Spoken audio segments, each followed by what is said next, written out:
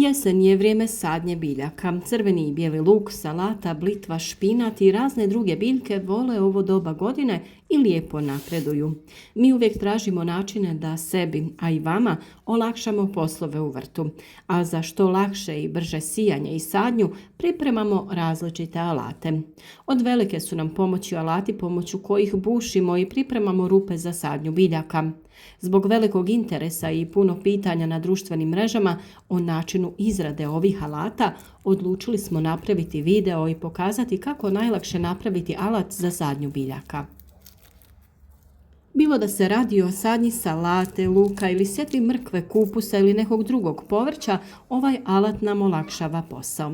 Pored toga što nam olakšava sadnju, alat je dosta precizan i omogućuje ravnomjerno pozicioniranje biljaka u gredici. Koristimo ga u jesen i u proljeće, to jest kada god sijemo ili sadimo biljke na određeni razmak. Za izradu alata za sadnju biljaka dovoljna nam je ravna letva 5x3 cm. Odrezati ćemo je na dužinu od 80 cm, a vi možete izraditi dimenzije koje vama odgovaraju. Od ruba letve odmaknuti ćemo 2 cm i obilježiti mjesto gdje ćemo postaviti prvi klin. Druge drvene klinove koji će bušiti rupe postavljati ćemo na razmak od 10 cm.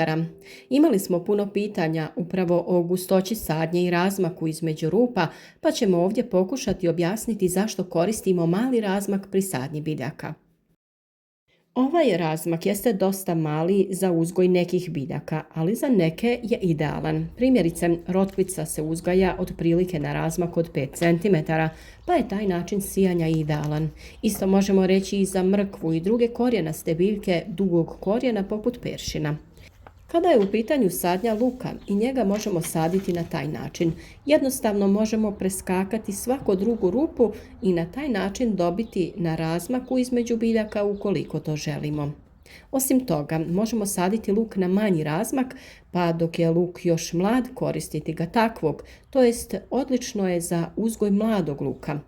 Čupati ćemo mladi luk i na taj način prorjeđivati ga da bi preostale biljke ostale u tlu za dozrijevanje.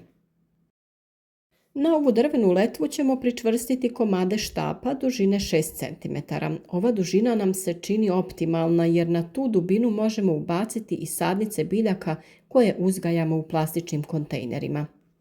Dubinu rupa kontrolirate jačinom pritiska i prilagođavate vlastitim potrebama. Kada smo pričvrstili drvene štapiće, ostaje nam još samo da pričvrstimo dršku na alat i možemo krenuti na posao.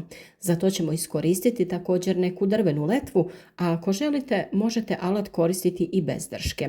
Za pričvršćivanje koristimo obične vijke za drvo, a od materijala uvijek gledamo da iskoristimo materijal koji je već bio namijenjen za nešto.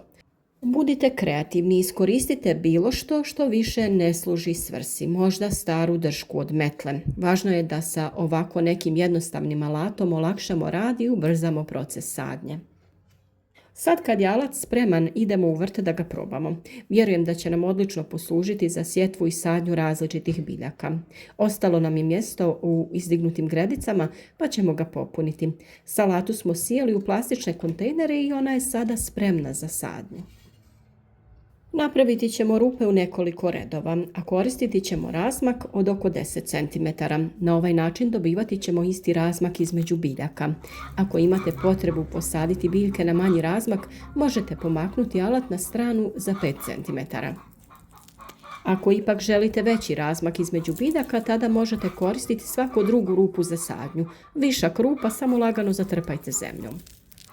To je upravo i naš način uzgoja salate i luka. Ove dvije biljke često sadimo u istoj gredici naizmjenično, tako da puštamo salatu da se razvija do svoje zrelosti, da bi nakon berbe i uklanjanja salate luk ostao sam na dobrom razmaku i tu dočekao zrelost. Posaditi ćemo salatu u svaku drugu rupu, a u rupe između salate možemo ubaciti luk. Na ovaj način salata će svojim rastom i razvojem održavati umjerenu vlažnost tla i čuvati vlagu oko luka. Tako neće dolaziti do isušivanja zemljišta, te će biljke zajedno mnogo bolje napredovati. A ukoliko salatu budete redovno brali, opet luku ostavljate dovoljno prostora da bude krupan i da se nesmetano razvija. Kombiniranjem povrća koje dozreva u različito vrijeme ostvarujete kvalitetno iskorištavanje zemljišta. Na isti način možete u redove između luka sijati mrkvu. Ona i luk su savršena kombinacija jer jedno drugom pružaju zaštitu od štetnika. Rotkvica je također isto dobar izbor jer brzo dostiže zrelost i vadi se iz tla, tako da luk i dalje ima dovoljno mjesta. Uzgoj luka i salate u blizini je dobar i zbog iskorištavanja hranjiva iz tla. Salata, za razliku od luka, troši više azota ili dušika, dok luk više iz tla crpi fosfor i kalij. Možete naravno da ih sadite i odvojeno. Ovaj alat vam omogućuje razne kombinacije. Naravno, pored svih ovih činjenica o rasporedu i pozitivnom djelovanju dobrih susjeda, tu je i estetika, jer će vaš vrt ljepše izgledati ukoliko kombinirate različito povrće, različite veličine i izgleda. Nadam se da će vam ovaj video i ovaj alat pomoći u predstojećoj sjetvi i sadnji biljaka u vrtu. Pišite nam da li ste koristili ovakve i slične alate i ovakav način uzgoja povrća. Podijelite ovaj video sa prijateljima na društvenim mrežama i pomozite nam da ideje koje dijelimo u videima na našem kanalu dođu do što više ljudi koji se bave uzgojem voća i povrća. Također, ostavite i like podrške.